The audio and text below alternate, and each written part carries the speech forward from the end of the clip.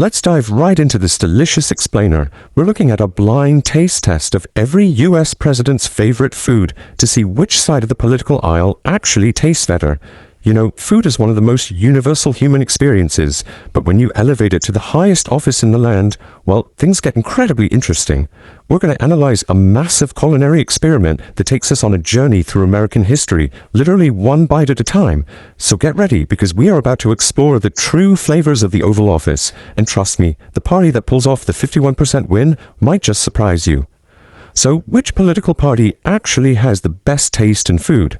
To settle this, we're looking at a huge culinary experiment that scores dishes all the way from Washington to Biden to determine a final approval rating for both Democrats and Republicans. The premise here is absolutely fascinating. A team of taste testers cooked and sampled the documented favorite foods of all 46 presidents. They rated each dish, compiling the scores to see who would ultimately win a taste-based election. And just to be clear, we aren't talking about policy or legislation today. Nope, we are strictly looking at who had the best, the worst, and frankly, the absolute weirdest palates in American history, to see who gets that magical 51% majority. Alright, let's kick things off with round one, contrasting the tastes. The divide starts right at the top, pitting iconic leaders against each other based purely on their palates rather than their politics. You might expect presidents to have these super refined, luxurious tastes, right? But the reality is often incredibly down to earth. Take Franklin D. Roosevelt. He pulled America through the Great Depression and World War II, yet his ultimate comfort food was a simple grilled cheese, literally something a 12-year-old might make after school. On the flip side, we have Teddy Roosevelt, who was famously robust and outdoorsy. His love for a hearty steak with gravy completely makes sense for his rugged persona, especially since he was the very president who championed making American beef products safe to consume. These two distinct meals highlight just how personal and varied these presidential food profiles can be. Moving right along to round two, the weird history highlights. You see, presidential tastes have evolved and occasionally completely devolved over the centuries. We're stepping away from the traditional classics now and stepping right into the bizarre. The menu is wildly diverse. In the late 1700s, George Washington enjoyed hoe cakes with honey, which is essentially a rustic, dry cornmeal pancake. Fast forward to the mid-1800s and you have presidents eating game meats, like William Henry Harrison's squirrel stew. Yeah, squirrel stew. But by the time we hit the 1980s, Ronald Reagan is snacking on bowls of jelly beans to help kick a pipe smoking habit. And today, Joe Biden famously champions classic chocolate chip ice cream. This shift from frontier survival food to modern sugar rushes is just a perfect snapshot of American cultural evolution. Now, some presidents went completely overboard. Take Andrew Jackson, who notoriously left a 1,400-pound block of cheese aging in the White House foyer for 2 whole years. Just think about that number for a second. 1,400 pounds. Jackson actually invited the general public into the White House in 1837 just to help him eat it all. While his official favorite food was recorded as green beans and bacon, his legacy is forever tied to this astronomical dairy flex. It's wild anecdotes like this that make history so incredibly entertaining. We also see stark contrasts in approachability here. You've got Honest Abe Lincoln's highly relatable love for simple bacon squaring off against James Garfield's baffling affinity for, yet another bowl of squirrel stew. Lincoln stood at an imposing 6'4" and is credited with incredible historical achievements, but the guy just wanted a crispy piece of bacon. It's universally loved, and it scored incredibly high in the taste test. But then you have James Garfield, our 20th president, bringing squirrel stew right back to the Oval Office.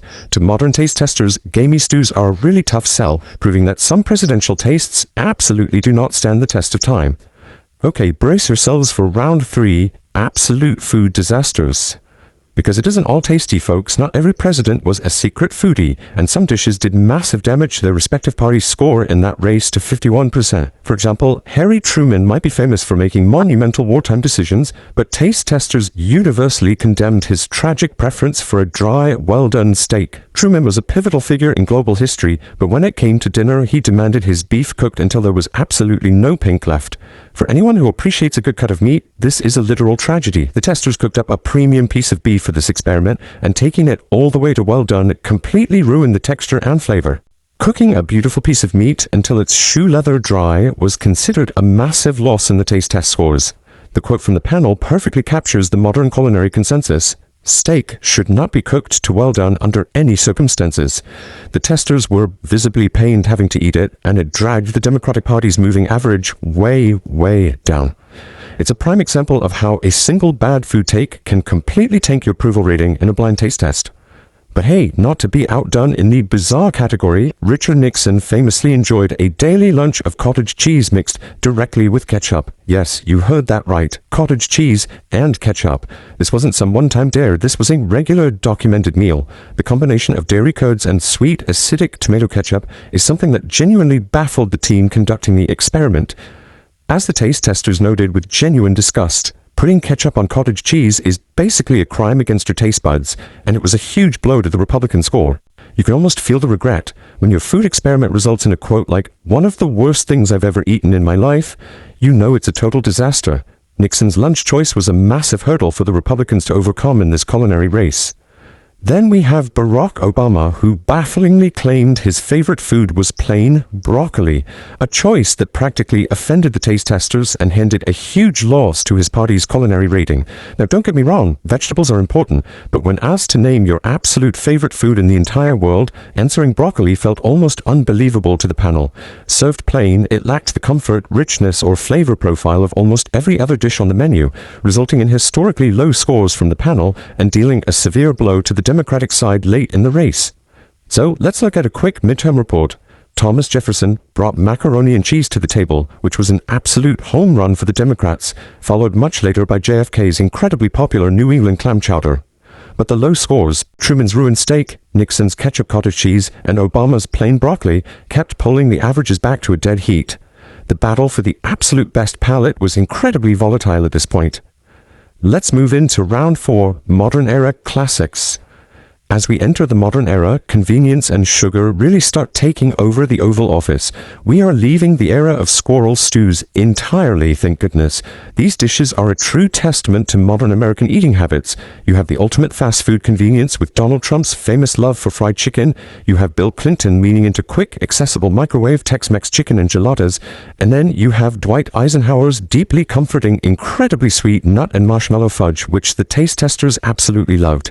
These dishes represent an era where time is short and immediate, highly flavored comfort food completely rules the day. And that brings us to the final food verdict. After digesting over 40 different presidential meals, it is finally time to reveal the winner of this historic food fight. The taste testers crunched the numbers, averaging out the scores of all the Democratic presidents against all the Republican presidents. From the soaring highs of mac and cheese to the terrifying lows of ketchup on cottage cheese, the final tallies reveal that the Republican Party managed to secure a narrow, delicious victory with a 51% overall culinary approval rating.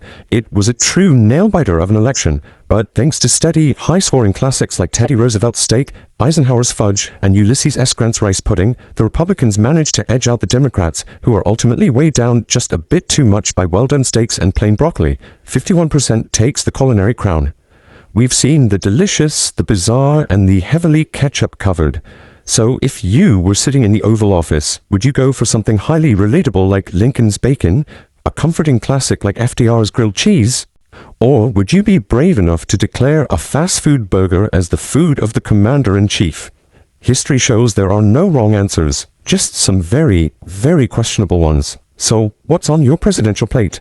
Thanks for exploring this amazing culinary data with me, and stay curious.